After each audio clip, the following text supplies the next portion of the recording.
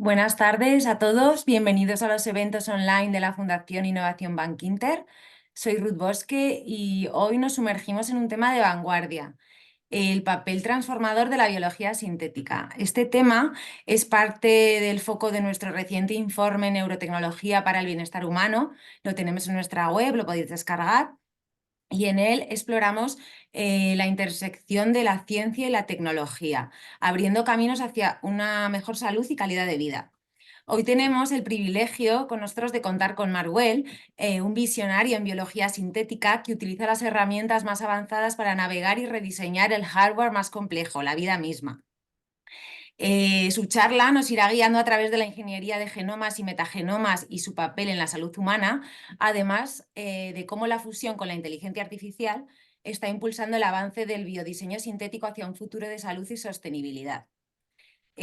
Marwell es un destacado científico y profesor de investigación y CREA en la Universidad Pompeu Fabra. Marco tuvo su licenciatura en química y otra en ingeniería de telecomunicaciones, seguidas de un doctorado en el Laboratorio Europeo de Biología Molecular y el Centro de Regulación Genómica.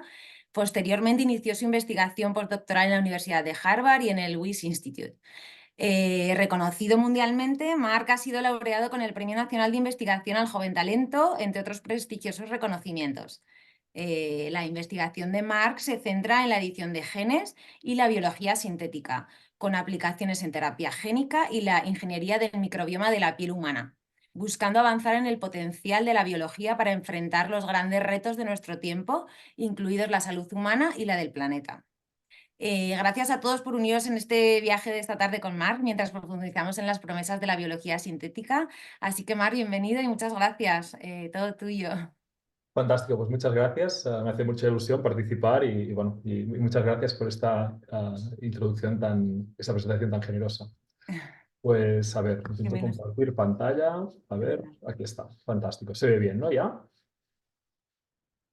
Perfecto, perfecto, Marc. Perfecto. Pues nada, pues muy agradecido por participar y nada, pues sí, voy a hablar un poco bueno, de esta disciplina que llamamos la biología sintética, ¿no? Que es de alguna manera hacer ingeniería con los componentes de la vida, ¿no? Como comentaba Ruth, no hay nada más sofisticado molecularmente que la vida. Y creo que hemos ido aprendiendo estos últimos años a usarla, pues bueno, por distintas finalidades. Empezaré con una base más tecnológica y después explicaré algunos ejemplos. O sea, por eso he puesto este título un poco general, ¿no? De cómo puede impactar esta nueva disciplina, que es la biología sintética, sobre todo en los grandes retos de la humanidad, ¿no? Uno que es, por descontado, la salud y la otra en la salud del planeta. Como os comentaba, empezaré hablando un poco del por qué ahora podemos hacer más cosas que antes, ¿no? Un poco a nivel tecnológico que ha pasado, e intentar ver también un poco cuál es el impacto, ¿no? De esta nueva manera de hacer las cosas y dónde nos puede llevar y dónde pueden ser, no sé, ejemplos que creo que son especialmente interesantes para analizar. Y después, digamos, en la segunda mitad de la charla, pues hablaré más concretamente sobre tres temas que yo he trabajado directamente, además que creo que son relativamente generales, que es la edición del genoma humano y sus impactos en salud bueno, y también desde un punto de vista un poco filosófico a nivel de humanidad. Ingeniería del microbioma, estas bacterias que viven con nosotros. Yo me centraré en casos de piel, hablaré un poco de algunas aplicaciones que hemos hecho en enfermedades de piel y finalmente pues iremos en este viaje desde las tecnologías básicas para editar ADN hasta editar las células, ¿no? Con CRISPR y técnicas parecidas, hasta el final cómo podemos usar esta biología sintética para hacer cosas realmente muy complejas y sofisticadas como pueden ser órganos. Y voy a hablar un poco de xenotransplante, que como quizá muchos habréis oído, está teniendo pues, bueno, unos avances muy interesantes para acabar con esta fuente tan limitada de órganos que tenemos para trasplante. Pues bueno, empiezo con la primera parte, la parte de tecnología. Pues bueno, ¿cuáles han sido las causas que han hecho que hoy podamos hacer muchas más cosas con biología que antes? Pues es bastante sencillo. Hemos aprendido a lo que es leer y escribir el ADN, que es en el fondo el lenguaje genuino en el que se codifica la vida. Y bueno, y esto vamos a ver un poco cómo lo hemos hecho. O sea, básicamente hemos tenido pero antes que ir a las técnicas, también me gustaría al menos usar un par de minutos de enfatizar por qué la biología, ¿no? ¿Por qué la biología es tan especial en este caso como fuente de terapias, como fuente de nuevas soluciones industriales, de comidas, etcétera? Pues Una razón muy sencilla es un tema de precisión, ¿no? O sea, nosotros a nivel molecular no hay nada que pueda hacer cosas tan sofisticadas como las máquinas moleculares que nos componen a nosotros y a toda la biosfera, ¿no? Aquí, por ejemplo, podéis ver, esto es un CRISPR, la enzima CRISPR, estas tijeras moleculares. Esto es una máquina fascinante porque realmente puede cortar con una precisión de subnanomolar, subnanómetro. O sea, cada base de ADN está separada por un tercio de nanómetro. O sea, esta máquina nos permite hacer una cosa que ninguna herramienta de ingeniería nos permite hacer ni de lejos. Después, a nivel de sofisticación, los sistemas vivos, tanto a nivel de dinámica como a nivel de prestaciones, son totalmente increíbles. Tenemos animales que resisten la radiación cósmica, animales que no tienen nunca cáncer, animales que envejecen perpetuamente. O sea, tenemos unas propiedades en la biosfera que, bueno, que solo estamos empezando a acariciar la superficie. Bueno, yo creo que pueden ayudarnos mucho bueno, en buscar nuevas soluciones, aparte de entendernos mucho mejor a nosotros mismos. Y esto a nivel de prestaciones, ¿no? Precisión, sofisticación. Yo creo que tenemos aquí una propuesta de valor muy importante, pero además también una cuestión de sostenibilidad. La biología nos permite construir cosas, nos permite hacer en unas condiciones que son disolvente agua, temperatura baja y, por descontado, con una filosofía totalmente renovable. Por definición, la biología es renovable, ¿no? Es cíclica. Y en este sentido, pues también veremos que nos está aportando muchas soluciones en quizá campos que nunca eran muy cercanos a la biología, ¿no? Como es la manufactura, los materiales o incluso la química fina. Y bueno, si vamos a las herramientas, pues ¿qué ha pasado estos últimos años? Pues esto que decía, es bastante sencillo desde un punto de vista básico. Hemos aprendido tanto lo que es leer y a escribir ADN, ¿no? Esto que llamamos la Read and Write Revolution. Hemos aprendido a leer ADN, o sea, el libro de la vida, es solamente una metáfora, pero describe muy bien la realidad. Y sí, en el pasado era muy difícil leer este ADN, necesitamos, pues seguro que os acordaréis del proyecto del genoma humano, millones y millones de euros. Hoy es mucho más fácil, podemos leer un genoma humano con quizá 100, 200 euros, y esto nos permite conocer muy bien la vida para después poderla entender y, bueno, y poder rediseñarla, ¿no? Y todo esto ha ido, todo este desarrollo de las herramientas de secuenciación, de lectura, han ido, pues bueno, un poco en paralelo, con un poco de retraso con las tecnologías de lo que llamamos de escritura. Hemos hecho bastante, de hecho hemos escrito genomas enteros de bacterias, incluso cromosomas enteros de levaduras, que es un organismo ya eucariota así más sencillo. Y bueno, y sobre todo estos últimos años también hemos aprendido a editar el ADN, ¿no? Hemos aprendido a hacer, pues bueno, esta edición precisa, otra vez con CRISPR y otras tecnologías asociadas, que después hablaré con mucho más detalle. Y esto nos ha permitido, pues bueno, hacer un avance tecnológico muy importante, tanto a nivel de entender la vida, como también de poder empezar a modificar la vida, otra vez editando o escribiendo su lenguaje genuino, que es el ADN.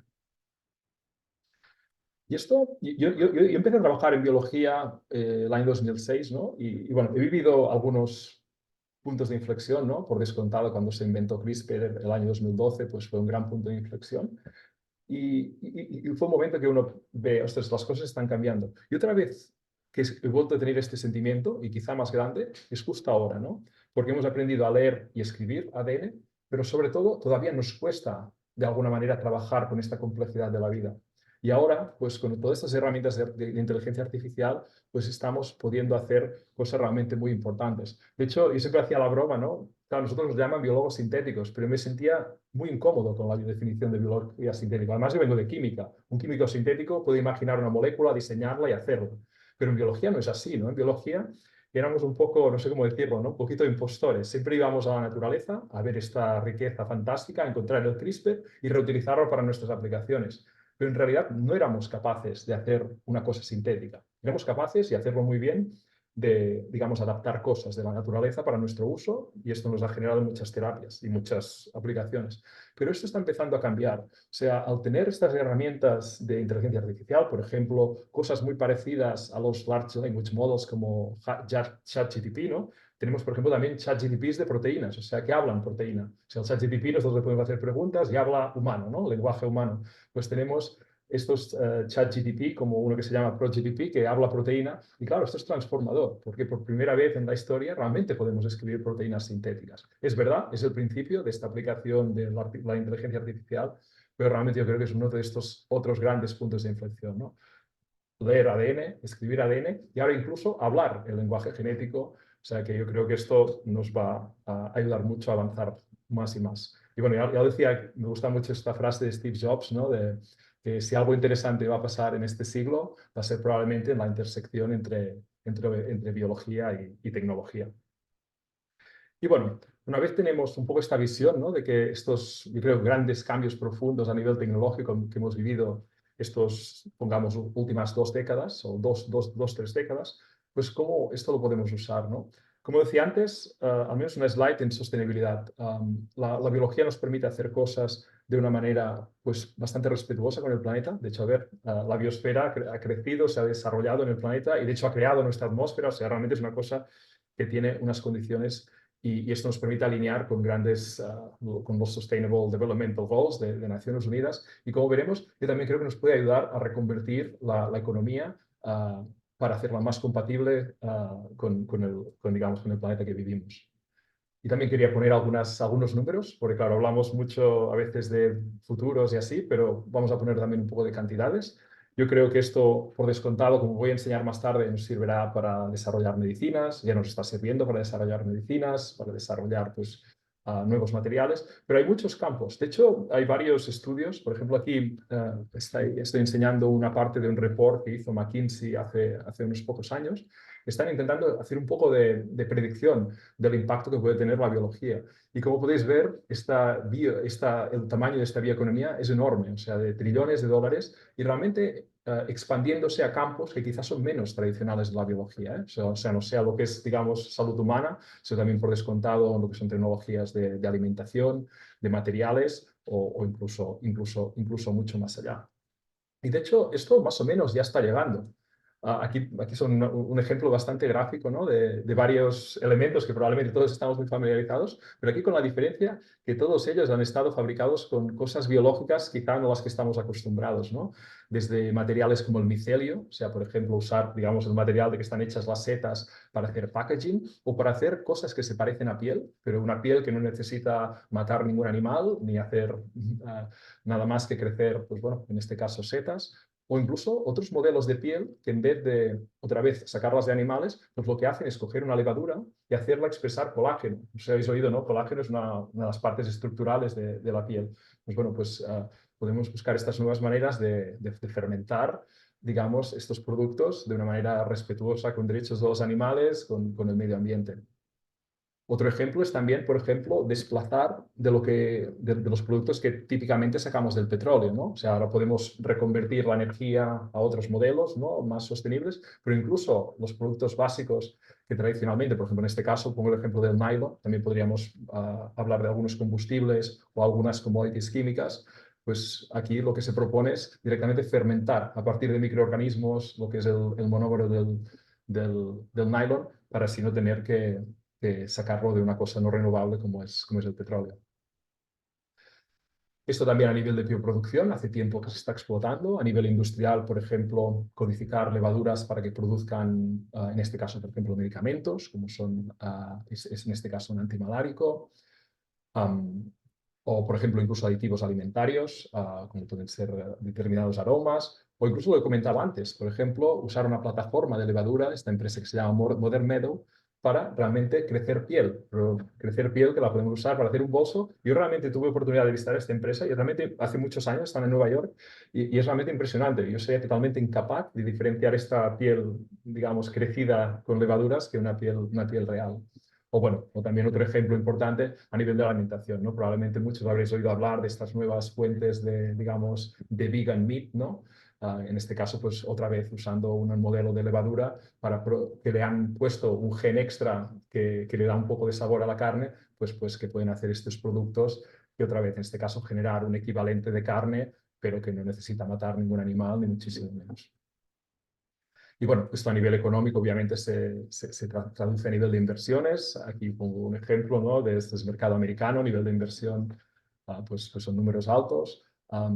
Y de hecho también quería poner un ejemplo concreto que es, de hecho, una gente que conozco muy bien. Yo me mudé el año 2010 a Boston y de hecho conocí bastante a Rachel, una de las fundadoras de esta empresa. Y, y bueno, en este momento empezaban, me acuerdo que les visité, di una charla, el año 2011 debía ser, y básicamente eran un garaje con una idea, ¿no? De usar biología para construir y proporcionar muchas de las soluciones que he mostrado antes. Y ahora, como veis, bueno, este sueño se ha convertido en una realidad y una empresa que, bueno, que no sé cuántos trabajadores tiene y que tiene un valor pues, muy, muy importante. También en casa se está desarrollando un poco, ¿no? esta economía. Aquí pongo el ejemplo de Cataluña, porque, bueno, por todo que conozco más, porque trabajo aquí. Pero, bueno, obviamente números mucho más modestos, pero, bueno, también un sector que parece que está creciendo, ¿no? Esta bioeconomía basada pues, en distintas cosas, ¿no? Sobre todo mucho centrado en terapia, pero que se está expandiendo a otras aplicaciones. Y realmente creo que esto va a ser muy importante, ¿no? Para esta nueva cuarta revolución industrial que hablábamos tanto a nivel de lo que es tanto combinado con la inteligencia artificial, pero bueno, pues sobre todo usar mucho más la biología, no solo para terapias, sino para manufactura, incluso almacenamiento de información, etcétera. Y de hecho no es casualidad, ¿no? Que varios de los países líderes del mundo están apostando muchísimo para este sector. El año 22 Estados Unidos anunció pues, este gran paquete de 2 billones para la bioeconomía. El año pasado, finales del año pasado, fue el gobierno del Reino Unido también que anunció este gran paquete para promover la fabricación con biología. Y bueno, y de hecho muchos países han también identificado esta área como una área estratégica para el futuro. O incluso, por ejemplo, estos grupos de trabajo en la OECD, que de hecho yo he participado, que, bueno, que estamos estudiando de cerca y creo que va a ser un campo muy importante para el futuro. Y bueno, y esto yo creo que es fantástico, como grandes tecnologías pues nos puede ofrecer grandes promesas para, o sea, atacar, digamos, las bases de la enfermedad desde su naturaleza más genuina, que es la biología. Pero bueno, como cualquier gran tecnología, tiene esto que llaman los americanos el dual use, ¿no? Tenemos pues ventajas, pero también tenemos riesgos. Y sí que me gustaría al menos no acabar la presentación sin hablar un poco de los riesgos. Además, bueno, en un mundo que obviamente después de la pandemia de COVID nadie puede negar, ¿no? El potencial destructivo de la biología. O sea que es verdad, esto nos va a traer muchas cosas buenas, pero tenemos que ir con cuidado.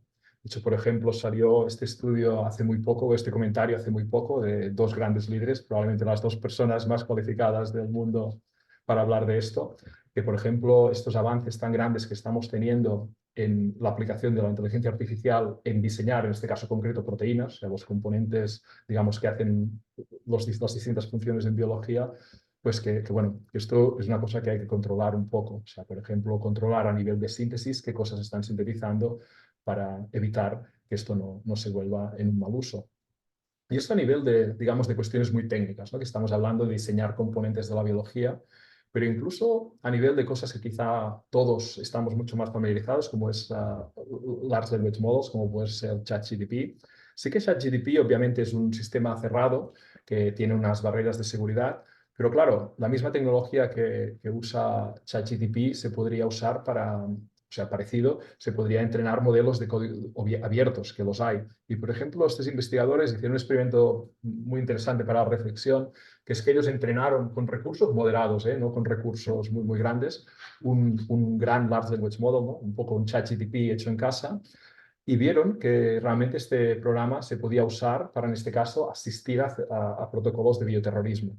O sea que, bueno, son cosas que creo que tenemos que tener en cuenta. Obviamente es muy bonito hablar de las buenas noticias, pero creo que también tenemos que tener un cierto punto de cautela.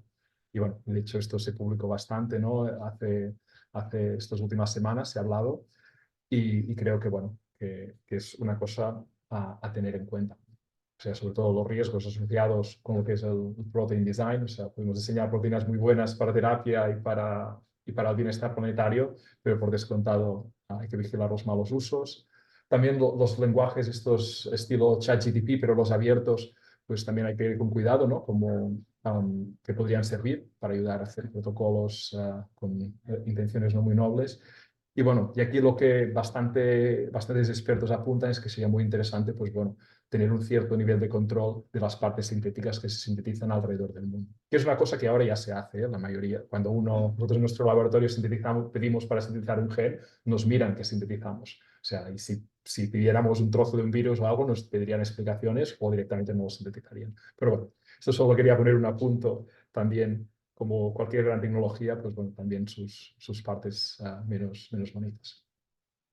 Y nada, después de esta introducción, sí me gustaría ponerme más a casos concretos. Me gustaría empezar, pues bueno, ir desde lo que es la tecnología y un poco este espacio más genérico a lo que es específicamente la aplicación de estas tecnologías para modificar el genoma humano, que claramente ha sido una cosa que se ha hablado mucho y creo que puede tener un impacto muy importante.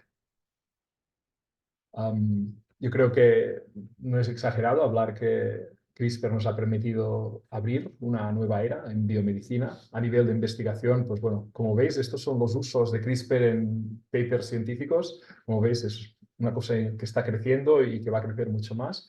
Y bueno, y quizá incluso más importante, ¿no? Como este aumento de nuestra capacidad de hacer ingeniería de genomas también se ha traducido, pues bueno, pues en ensayos clínicos, un número bastante grande, esto CRISPR y otros, aquí de hecho tecnologías clásicas, pero ingeniería del genoma humano para básicamente curar enfermedades muy graves, ¿no? Estos son cánceres, son enfermedades genéticas, o sea, de alguna manera esta capacidad que hemos adquirido de hacer ingeniería de genomas humanos, pues no solo nos ayuda a hacer mejor investigación, sino también se está empezando a traducir en biología. Pero bueno, un poco cómo lo usamos esto, ¿no? ¿Cómo se usa este CRISPR para finalidades sobre todo terapéuticas, ¿no? Pues bueno, el CRISPR, digamos, 1.0, ¿no? Lo que se descubrió el año 12 y que se premió el premio Nobel el año 2020, pues realmente son unas tijeras moleculares, ¿no? Unas tijeras moleculares súper precisas que nos permiten ir a un sitio concreto de este genoma enorme que tenemos, de 3 billones de bases, y nos permite hacer un corte. Y uno podría decir, es muy interesante hacer un corte.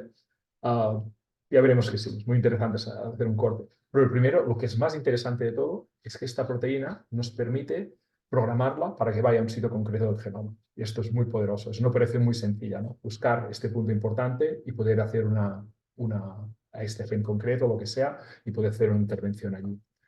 Por ejemplo, en este caso, la versión así tijera se usó para, por ejemplo, proponer una terapia para lo que es las hemoglobinopatías, por ejemplo, la anemia falciforme o lo que es la beta-talasemia. En este caso son enfermedades debidas a problemas en la beta-hemoglobina, la que carga el oxígeno.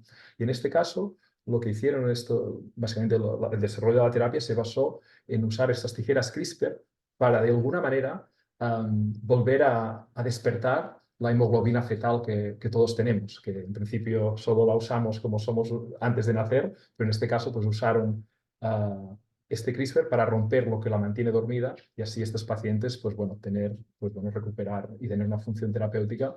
Y bueno, y esto fue la primera terapia CRISPR aprobada, se aprobó a finales del año pasado y bueno, y creo que ha sido que muchas más vendrán después. Sin embargo, el desarrollo para hacer ingeniería del genoma humano no ha acabado aquí. O sea, hemos descubierto CRISPR, que es una cosa fantástica para ir a un sitio del genoma y cortar, pero de hecho se ha hecho más sofisticado, ¿no? Y tenemos, si uno quiere, este CRISPR 2.0, que no solo permite ir a un sitio del genoma, sino que encima podemos hacer una función concreta allí. En este caso, estoy mostrando un ejemplo que se llaman los editores de bases, los base editors, que nos permiten combinar la proteína CRISPR, que sabe ser programada para ir a un sitio del genoma, y allí, pues, añadir lo que llamamos una deaminasa, o sea, una enzima que puede cambiar una C por una T o una A por una G. Y aquí estamos hablando de una intervención de alta precisión, ¿no? Estamos directamente modificando una base concreta del genoma, de estos 3 billones de bases que tenemos, pues ir a modificar solo la que queremos modificar. Y esto obviamente abre muchas puertas de corregir mutaciones para enfermedades o bueno, hacer intervenciones terapéuticas. A mí un caso que me impresionó mucho, que se publicó y se empezó a hablar el año pasado, fue el caso de esta chica. Esta chica estaba en fases finales de una leucemia y aquí se usó, yo creo, una metodología realmente que creo que es un muy buen ejemplo de cuánto de sofisticado se ha vuelto este tipo de terapias, en que se le añadió un CAR. Un CAR es básicamente como reprogramar el sistema inmunitario para que ataque el cáncer, pero aquí además usaron estos editores de bases para cambiarle varias bases en el genoma suyo para que, por un lado, sus células T fueran resistentes a la quimioterapia, básicamente que estas células T fueran protegidas contra, digamos, este ataque que habían programado para las cancerosas y además evitando que ataque el propio cuerpo. O sea, aquí se hizo un cambio de muchas cosas a la vez, o sea, además de añadir el gen que reprograma la célula T para atacar el cáncer, pues añadir pues toda una serie de funcionalidades, con en este caso de los base editors, para poder hacer realmente aquí una terapia muy sofisticada y que realmente nos puede servir de ejemplo para ver el potencial de de esta nueva manera de hacer medicina. Esto, o sea, hay muchos más ejemplos. Aquí también quería hablar de un ejemplo que hemos trabajado nosotros, aquí en la Universidad Pompeu Fabra. Nosotros hemos trabajado en una familia de tecnologías CRISPR 2.0. Hemos desarrollado una tecnología que le llamamos FICAT. Y en este caso lo que hacemos es combinamos la proteína Cas9, que permite ir a un sitio del genoma, con otra proteína, que es un transposón y que es lo que llamamos nosotros un escritor de genes. Y básicamente lo que permite esto es ir a un sitio del genoma y básicamente, o sea, CRISPR nos guía, que es lo que llamamos el find module, y después lo que es la transposasa, es lo que llamamos el transfer module. Y permite pues, insertar un gen de manera precisa en un sitio del genoma. Nos permite insertar trozos muy grandes de ADN, o sea, lo que he enseñado antes, pero me voy a corregir mutaciones. Esto permite insertar genes muy grandes de manera estable y de manera precisa en el genoma. Esto lo hemos usado con células T, aquí pongo unos ejemplos. También los hemos usado para hacer inserciones en el hígado de ratones por ahora. Y bueno, y esto se ha licenciado la empresa Integra Therapeutics, que tiene varios programas, tanto ex vivo para células T como también in vivo para intentar pues, desarrollar terapias basadas en esta tecnología, digamos, CRISPR 2.0. Y aquí también quería aprovechar para explicar un poco cómo también otra manera como usamos la biología, ¿no? La biología sabéis que funciona por selección y mutación, ¿no? Es la clave de la teoría de Darwin, ¿no? Pues esto también lo podemos acelerar en el laboratorio con fines concretos y prácticos. Y esto lo hicimos para mejorar esta tecnología, ¿no? Hicimos un ciclo usando un virus, creamos un ciclo en el laboratorio muy rápido donde podíamos evolucionar y mejorar esta tecnología FICAT usando un virus como mediador para acelerar la evolución dirigida. Y aquí podéis ver cómo pudimos en distintos ciclos pues, aumentar de manera bastante significativa la actividad y la eficiencia de lo que llamamos escritor de genes basado en CRISPR 2.0. Esto es una manera de hacer las cosas. En el laboratorio, digamos, simular la evolución pero más rápido. Otra manera es ir a la naturaleza y buscar cosas todavía mejores. Esto es también una cosa que hemos hecho en paralelo. O sea, aquí tenemos dos piezas, una es CRISPR y la otra es el escritor de genes, esta transposasa. Pues lo que hemos hecho, y eso es muy reciente, este último año, hemos buscado en toda la naturaleza todos los genomas que hemos podido, de animales exóticos, no exóticos, absolutamente de todos, buscando cosas que nos pudieran servir como escritores de genes. Y básicamente pues hemos encontrado bastantes en animales bastante peculiares, peces, en insectos, los hemos quitado, los hemos obtenido de allí y básicamente los hemos probado. Y nos hemos dado cuenta que hemos encontrado algunos que no se conocían, que incluso funcionan mucho más eficientemente que no el que ya se conocía. Y esto también es otra manera que nos permite mejorar esta tecnología de escritura de genes. O sea, tenemos evolución rápida en el laboratorio, tenemos búsqueda en la naturaleza, pero todavía nos queda la tercera, que es la inteligencia artificial. O sea, lo que podemos hacer es usar un Large Language Model para intentar que nos sugiera nuevas mutaciones. Esto es muy al principio y todavía creo que tiene mucho recorrido para mejorar a más, pero bueno, lo hemos empezado a usar en estos escritores de genes y como podéis ver, ya hemos conseguido aumentar un poco las actividades. Y bueno, y esto estoy seguro que mejorará con el tiempo. O sea, para hacer un poco de recapitulación, con CRISPR podemos romper genes, podemos mutar, podemos escribir, pero todavía tenemos un CRISPR 3.0 que nos permite hacer más cosas, que es, por ejemplo, edición del epigenoma. O sea, en este caso ya no usar CRISPR para modificar las letras de nuestro genoma, sino directamente para poner genes en marcha o pararlos. Sabemos que todas las células de nuestro cuerpo tienen el mismo ADN, ¿no? La piel, las neuronas, absolutamente todas. Bueno, excepto las inmunes. Pero, sin embargo, son distintas, ¿no? La piel expresa distintos genes que, por ejemplo, el corazón, etc. Y esto es debido a la epigenética. Pues con CRISPR también podemos pegar, digamos, CRISPR a lo que llamamos modulador epigenético para que ponga algún tipo de marca epigenética en zonas del genoma y así puedes activarlo o desactivarlo. Y esto, de hecho, ha habido una demostración recientemente muy interesante por un equipo de Italia, de Milán, de D'Angelo Lombardo. Esto es nada de la semana pasada.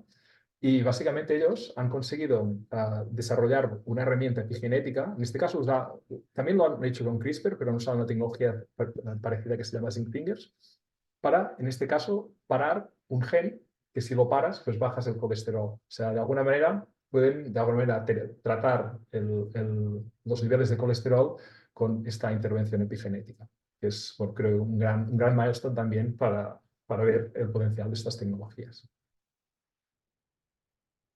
Y bueno, a nivel de terapia, yo creo que hay un debate y un gran consenso, ¿no? De que, o sea, la mayoría de gente está de acuerdo, ¿no? Que curar el cáncer es una cosa positiva y que hay que hacerlo, que curar determinadas enfermedades genéticas, como hemos visto en anemia falciforme, hay un gran consenso.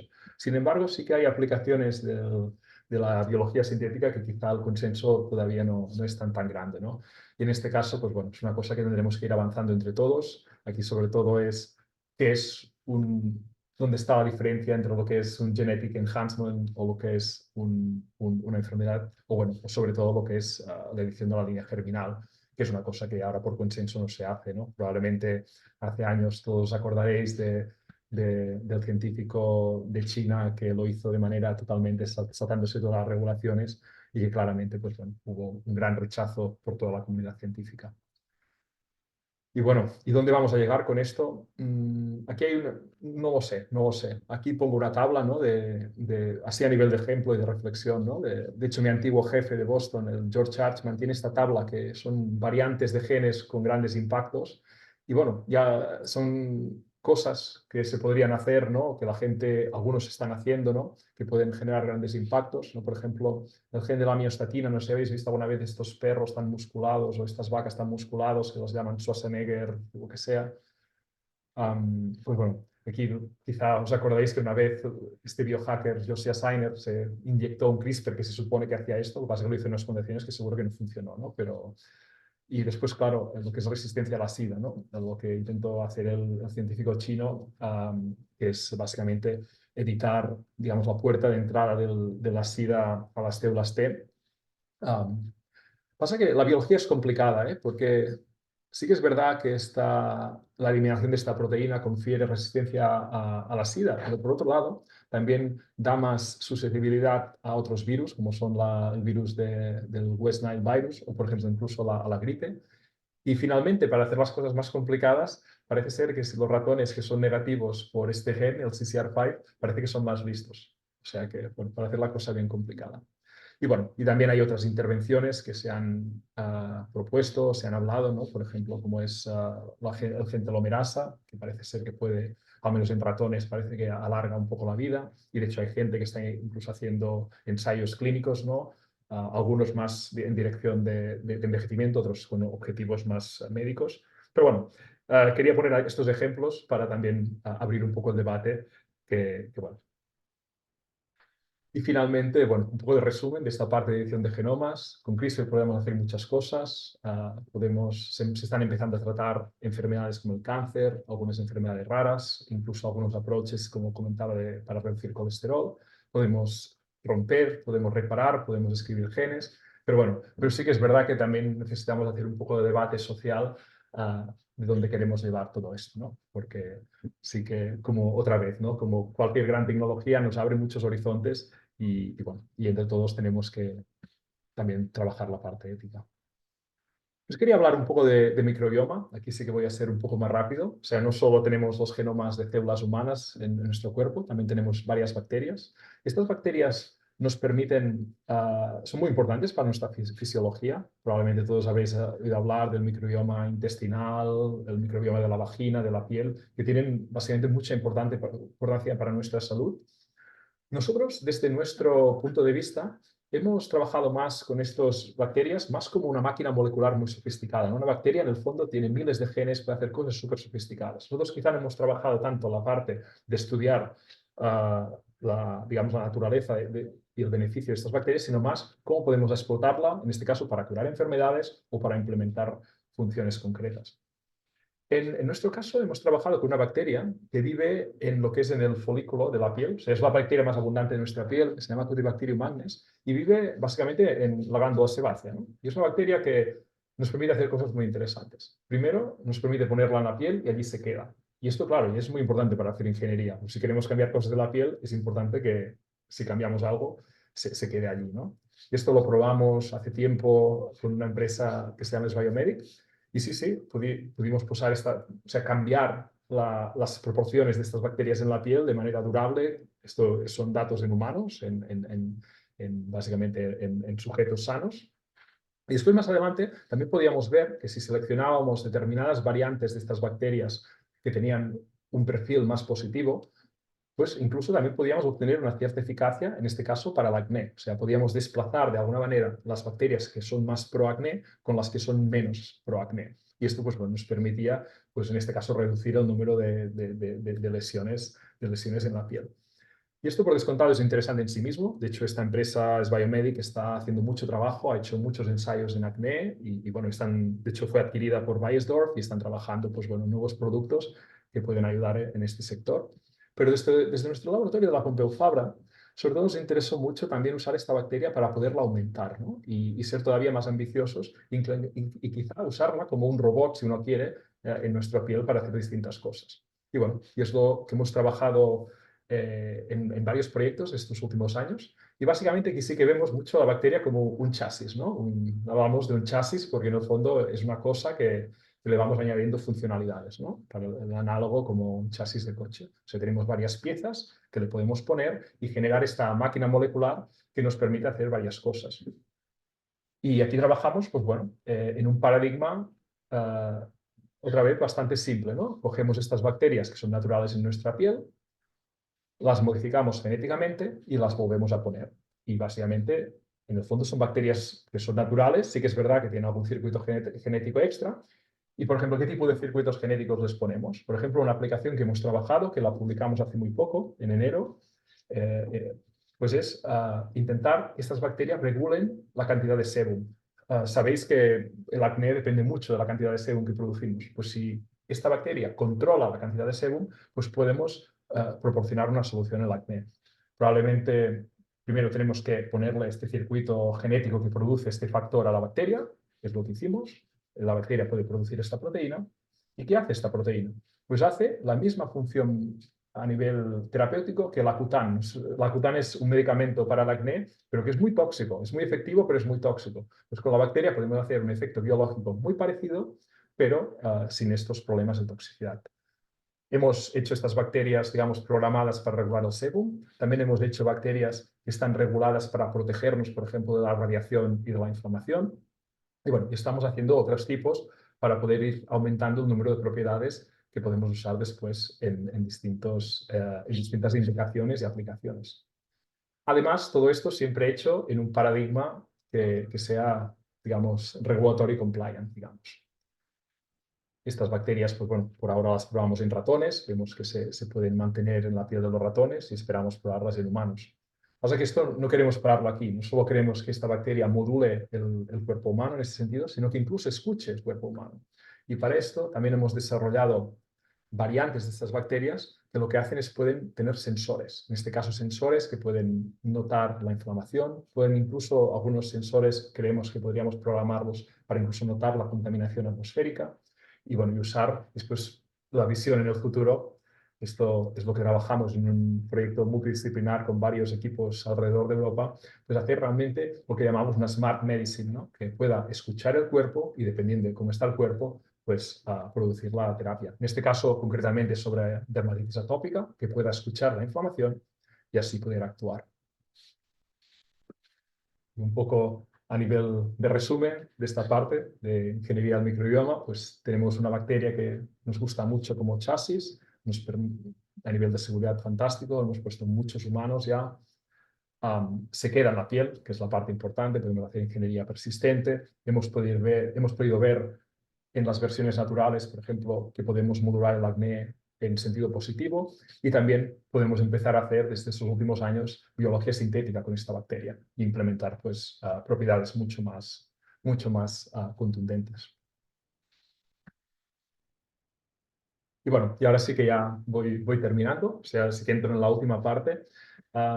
Y además es una parte que me hace especial ilusión. Sí que en nuestro laboratorio ahora mismo estamos muy centrados en lo que es ingeniería del genoma humano y ingeniería del microbioma, pero sí que he trabajado mucho en mi carrera en el mundo del trasplante y bueno, y sigo un poco relacionado todavía y no he podido resistir la tentación de hoy hablar un poco de esto.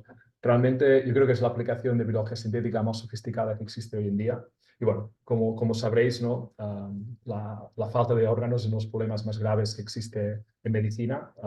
Básicamente hay mucha gente que se muere esperando un órgano. Y desafortunadamente tampoco tenemos muchas soluciones, ¿no? Porque, a ver, cada vez vivimos más años, cada vez, por suerte, hay menos accidentes de tráfico. O sea, no vamos a tener un aumento brutal de órganos, ¿no? O sea, tenemos que ser creativos y buscar otras soluciones. Y bueno, y aquí es un poco por suerte, estos últimos años ha habido como un rebirth, ¿no? Digamos, como un renacimiento del senotrasplante. Y bueno, y creo que esto, gran parte de la responsabilidad de este renacimiento ha sido la biología sintética.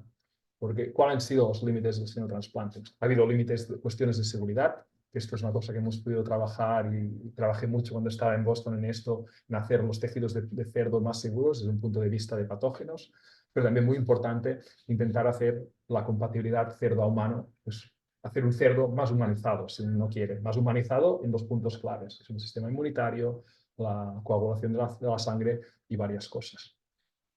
Y bueno, y esto nos ha permitido pues hacer muchos avances. Aquí, para resumirlo, aquí vemos la supervivencia de un riñón de primate, perdón, un riñón de cerdo en un primate. ¿Sabéis? Este crecimiento experimental. Y esto, bueno, ha tenido mucho que ver, pues, haber conseguido hacer cerdos que tengan muchos cambios genéticos. Estos cerdos tienen decenas y decenas de cambios genéticos que permiten esto. Primero bajar los virus y sobre todo para aumentar esta compatibilidad, pues conseguir que el sistema inmunitario sea más compatible, que la sangre fluya mejor en estos órganos de cerdo bueno, y otros moduladores del sistema inmunitario. Y quizá habréis visto, ¿no? Esto, hay datos muy prometedores para varios tejidos. Uno es el riñón, aquí estoy enseñando datos de riñón. También en el caso de islotes pancreáticos, los datos también hacen muy buena pinta, los modelos preclínicos. Y bueno, y lo que sí que ha sido muy excitante estos últimos, digamos, año y medio, ha sido ver los primeros pasos en la clínica, ¿no? Por ejemplo, la empresa Genesis, que trabajé mucho con ellos y ayudé a cofundar, pues han conseguido hacer ya los primeros, digamos, soporte extracorporal con hígados de cerdo, en este caso con un sujeto humano con muerte cerebral. Y bueno, quizá todavía más excitante, ¿no? Este primer trasplante de cerdo a recipiente humano vivo y que de hecho esta persona pues vivió varias semanas con el corazón de cerdo. Y bueno, podemos hablar más después de las causas de la muerte, pero creo que son causas que se podrían solucionar en un futuro. O sea que es un campo realmente que creo que también vamos a oír buenas noticias en los próximos años. Y nada, y un poco a nivel de resumen, yo creo que el senotrasplante está llegando a la clínica, creo que bueno, todavía son cosas muy complejas y seguro que todavía faltan años de trabajo, pero bueno, pero sí que se ha llegado muy lejos. Yo creo que realmente la promesa de que estos cerdos pueden proporcionarnos una fuente ilimitada de órganos es una promesa muy creíble, al menos por determinados tejidos, corazón, riñón, islotes pancreáticos. Y bueno, y probablemente, yo creo que es un buen sitio para acabar, ¿no? Pero yo personalmente creo que estos animales son probablemente el producto biotecnológico más sofisticado que existe, dado este número brutal de cambios genéticos que tienen. Y nada, yo creo que paro aquí y encantado bueno, de comentar cualquier cosa, cualquier pregunta. Gracias, Marc. Ha sido un lujo escucharte y hacernos más fácil entenderlo un poquito. Tenemos una serie de preguntas, ¿vale? Voy poco a poco. A ver, nos preguntan por aquí.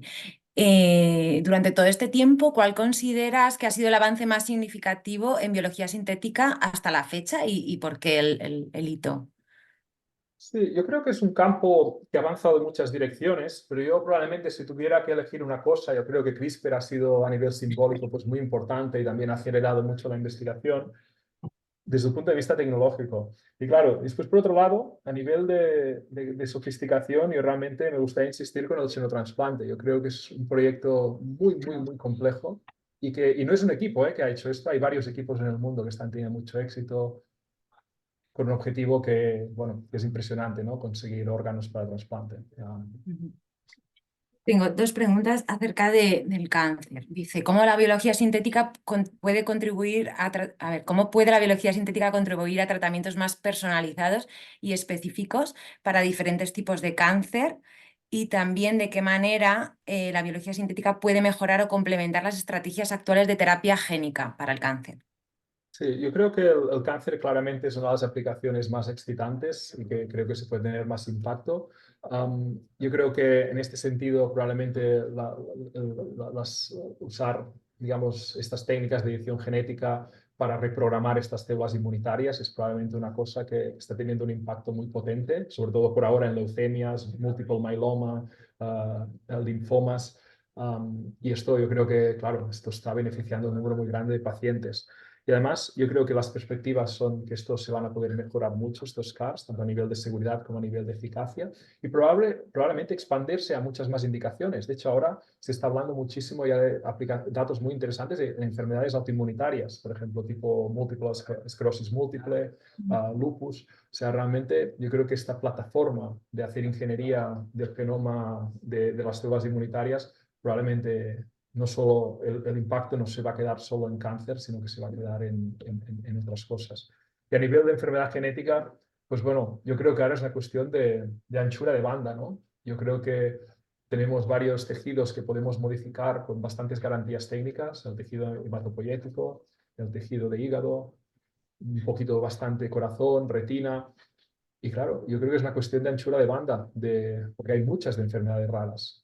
Y ojalá encontremos la manera de poder avanzar con el máximo número de ellas bueno, para servir a todos estos pacientes. Porque, claro, aquí hay un reto que es que, claro, muchas enfermedades tienen pocos pacientes, hay muchas, y bueno, y hay que ser imaginativo de encontrar los fondos, los equipos, etc.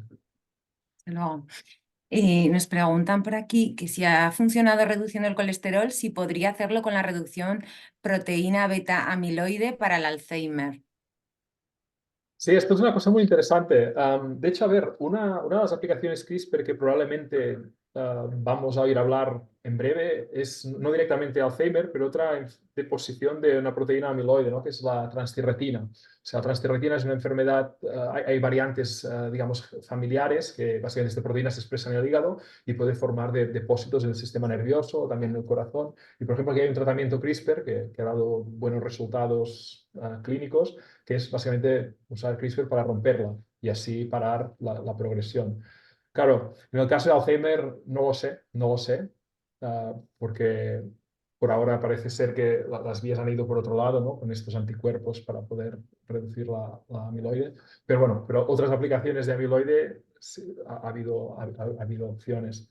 Um, y bueno, y la otra cosa de las degenerativas, no es Alzheimer, pero otra degenerativa que está siendo muy interesante es ELA, ¿no?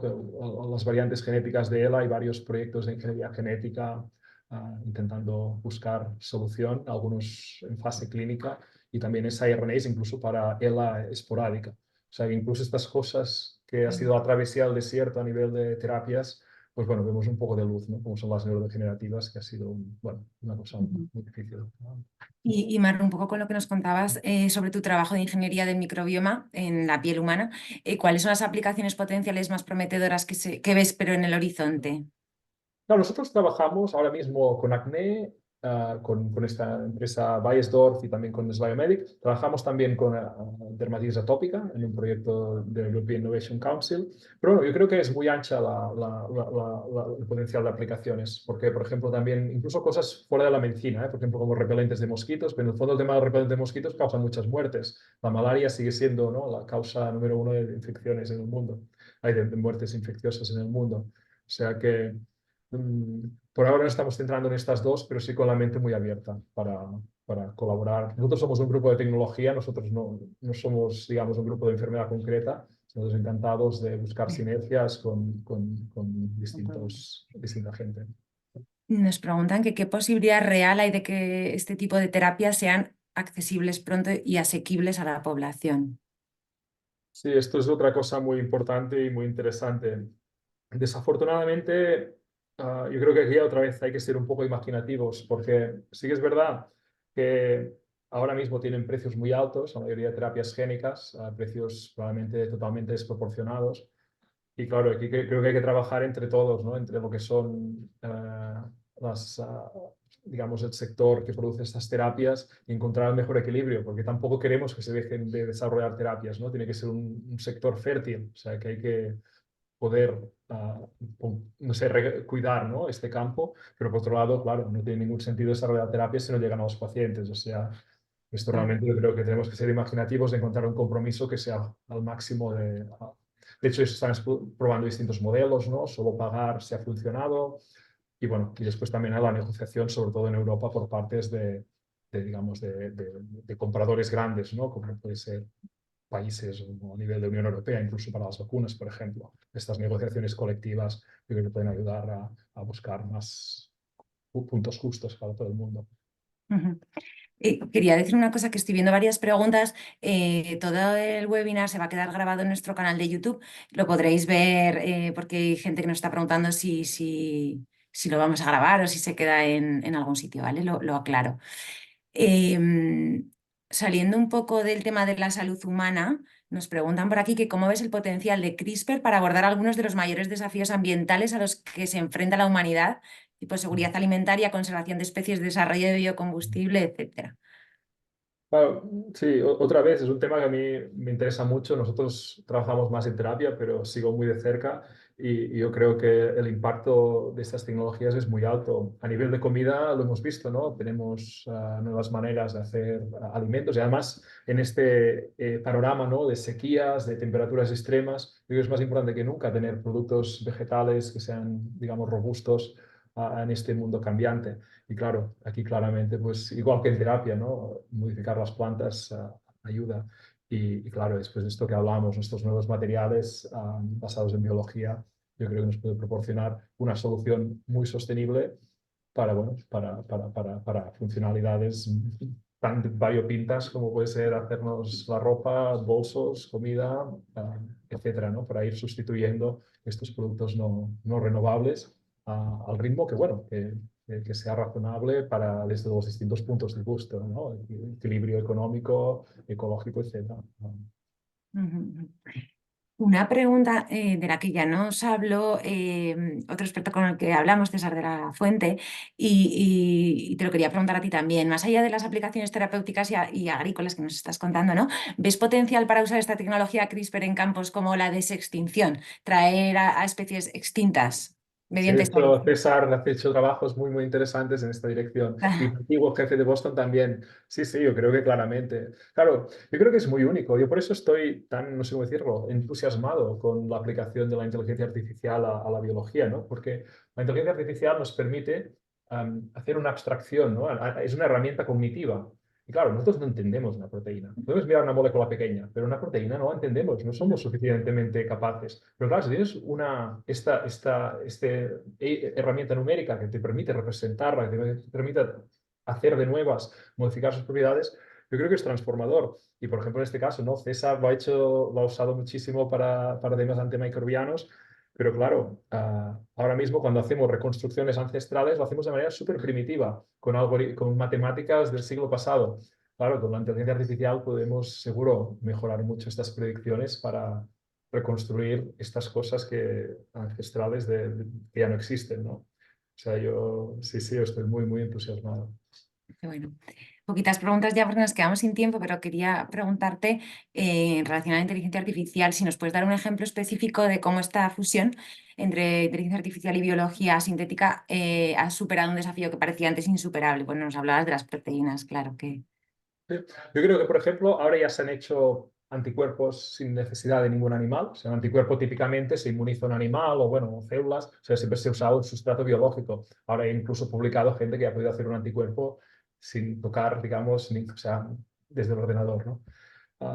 Y claro, yo creo que esto va a ir mucho más. Por ahora se puede, digamos, mm, ah, generar proteínas de manera sintética que cumplen con las reglas de las proteínas, pero todavía nos falta acabar de aprender cómo programar para que sea la función que queremos, que ya irá llegando. Y después también sabemos bastante bien diseñar formas de proteínas, proteínas que tengan una forma, pero quizá nos falta un poco lo que es la dinámica, ¿no? Aprender que tenga la dinámica que toca, la catálisis, pero bueno, yo creo que no falta mucho. Por ahora hemos podido hacer anticuerpos, que es una cosa bastante estática, y yo creo que irá llegando a hacer enzimas, a hacer incluso probablemente CRISPRs totalmente sintéticos y muchas cosas más. Y mira, la última pregunta, Marc, como vemos este avance tan rápido de la biología sintética, preguntarte cómo imaginas que será dentro de 20 años gracias a estas tecnologías que habremos podido resolver o cuál es el hito. Claro, yo creo que en 20 años yo espero ver un impacto en nuestra salud muy importante. Yo creo que estos últimos años, esto comentamos hace un momento, ¿no? Hemos incluso visto luz en cosas que eran muy, muy oscuras, como es incluso enfermedades neurodegenerativas, enfermedades genéticas. O sea, yo creo que nos debería permitir envejecer de manera mucho más sana durante muchos, o sea, estar sanos, empezar el health span, ¿no? Que llaman, de una manera muy, muy importante. Y claro, y probablemente también generar pues una familia de herramientas que nos permitan también ser sostenibles y viables a nivel de planeta, ¿no? O sea, yo creo que la biología nos va a ayudar mucho en esto. O sea, yo creo que espero vernos mucho más sanos durante muchos más años Viviendo y, mejor. y rodeados de mucho más verde y mucho más, pero sin perder sofisticación, ¿no? Todavía más sofisticado, pero más verde y más respetuoso. Bueno, pues Marc, hay algunas preguntas que se quedan en el tintero, pero para el siguiente, o si no te las haremos llegar. Muchas gracias, ha sido un lujo tenerte aquí en este webinar de hoy y te lo agradecemos muchísimo. Y a los asistentes del webinar de hoy, deciros que tenemos la próxima semana otro, que os mantendremos informados y, y así sucesivamente. Así que gracias, un placer, Marc, muchas gracias por tu Gracias por tiempo. invitarme, ha sido un placer hablar con vosotros y muy interesantes las preguntas. Gracias, hasta luego, hasta pronto a todos. Chao. Que vaya muy bien, chao.